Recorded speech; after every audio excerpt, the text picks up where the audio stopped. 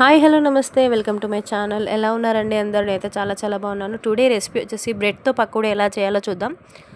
So చలికాలం అండి, చాలా జాగ్రత్తగా ఉండి, చలి తీవ్రత చాలా ఎక్కువగా ఉంది. సో బయట ఎక్కువ తిరగకండి. సో వీడియోలోకి వెళ్దాం పదండి.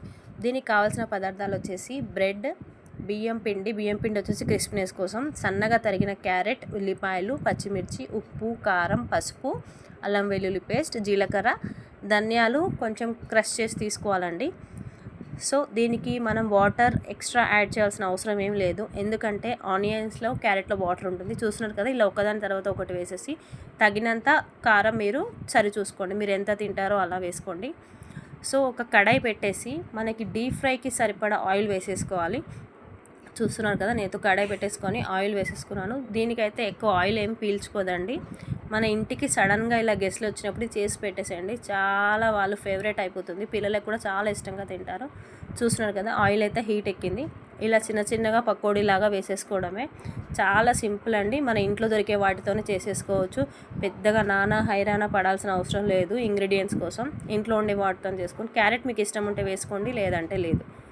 సో చూస్తున్నారు కదా, ఇలా కొంచెం చిన్న పీసెస్ లాగా వేసేసుకోవాలి.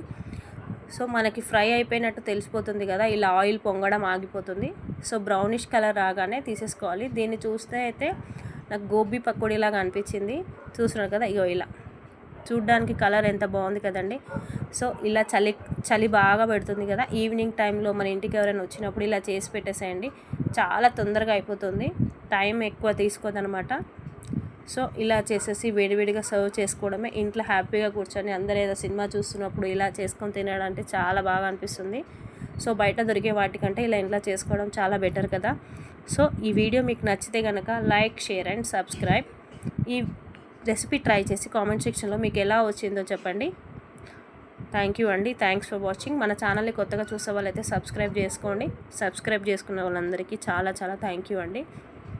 ఒక లైక్ అయితే చేయండి ఫ్రెండ్స్, మీరు లైక్ చేస్తే వీడియో వేరే వాళ్ళకి రీచ్ అవుతుంది కదా. Thank you friends, thanks for watching. Bye.